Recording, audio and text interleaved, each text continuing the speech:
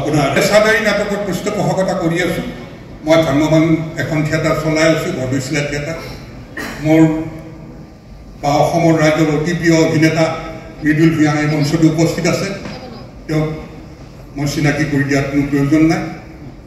আমি ভ্ৰাম্যমান নাট্যগোষ্ঠীয়ে বহুত সাৱধানতাৰে নাট্যকাৰবিলাকে আমাক নাটক উপস্থাপন কৰিবলৈ দিব লাগে, কিয়নো যাতে কোনো ৰাজনৈতিক দলৰ গাত চেকা নালাগে, চৰকাৰৰ গাত চেকা নালাগে, কোনো গোষ্ঠীৰ গাত চেকা নালাগে, কোনো ধৰ্মৰ গাত চেকা নালাগে।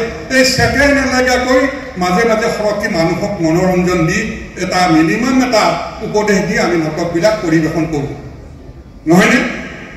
কাৰণ আমাৰ নাট্যকাৰৰ স্বইচ্ছাই লিখা নাটক আমি কৰিব নোৱাৰোঁ। আমাৰ স্বাধীনতা নাই। এইকাৰণে যি কোনোবাই যদি বেয়া পায় আমাক বেন কৰি দিব। কাৰণ আমাৰ দলটো 100-150 জনীয়া দল। আমি এটা বহুত গধুৰ দায়িত্ব বহন কৰোঁ। সেই 150জন মানুহৰ 150টা পৰিয়াল থাকে। সেই পৰিয়ালে ভৰণ পোষণ পাব লাগিব। আৰু সেই যি আহ্বায়ক কমিটি, সেই আহ্বায়ক কমিটিয়ে পইচা পালেহে আমাক পইচা দিব। সেই দায়িত্বটো আমি ল'ব লাগে। সেইকাৰণে আমি অতি সাৱধানতাৰে অতি গুৰুত্ব সহকাৰে আমি মোবাইল থিয়েটাৰত নাটক পৰিৱেশন কৰিবলগীয়া হয়। আজি মই আপোনালোকক নকৈ নোৱাৰিম যে আমাৰ নাট্যকাৰ অভিজিত ভট্টাচাৰ্য, মানুহে বহুত কথা তেওঁৰ ওপৰত কয়। মই ভাবোঁ তেওঁৰ নিচিনা নাট্যকাৰ অসম তথা ভাৰতবৰ্ষ নহয়, গোটেই বিশ্বতে কম আছে। কিন্তু তেওঁ দলটোলৈ চাই এনেকুৱা নাটক খেলিব লাগিব যিখন নাটক কৰিলে ৰাইজে ভাল পায়, মৰম কৰে, টিকট কাটে।